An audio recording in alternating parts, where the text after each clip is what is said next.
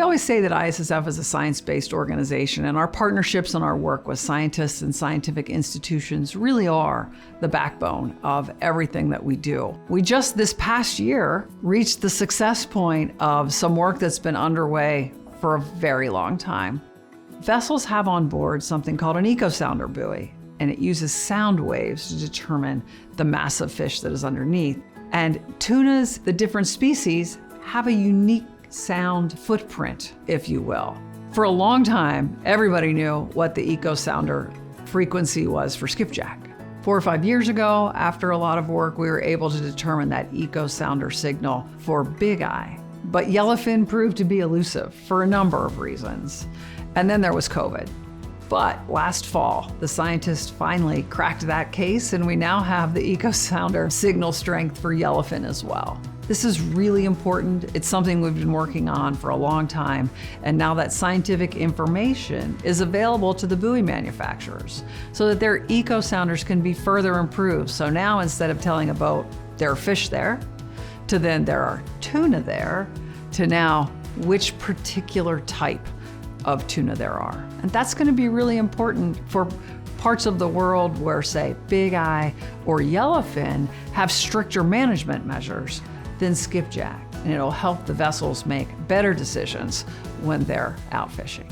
Another area of science work that we've been working on for a number of years is how to make fish aggregating devices, or FADs, biodegradable. Biodegradable fishing gear, or biodegradable FADs, are really important because, first of all, they need to be effective as fishing gear, but then they need to biodegrade so that they don't continue to ghost fish or catch animals long after the vessels stop using them, they're not useful to the vessels, or so they don't damage coral reefs or beaches as they wash up on them. In the past, they were made out of old fishing nets that were meant to last a long time in the water. That was exactly the point of a fishing net, which is absolutely not biodegradable. The scientists went through a number of rounds working with skippers and getting suggestions. First, it was use biodegradable materials to make the same old thing, and that didn't work for a number of reasons. And it was testing different biodegradable materials to see which ones held up exactly the right amount of time, long enough but not too long. And then working with oceanographers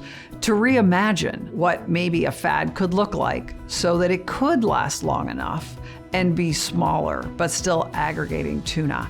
And that's where they came up with the jelly FAD. Inspired by jellyfish, the scientists have now been working with fleets in every ocean to deploy jelly FADs alongside a more traditional FAD to understand how they float, how long they last, if they aggregate tunas or not. The results to date are very promising, so we hope that over the next couple of years, the uptake of jelly FADs will really grow, which is a strong path towards a truly biodegradable FAD structure.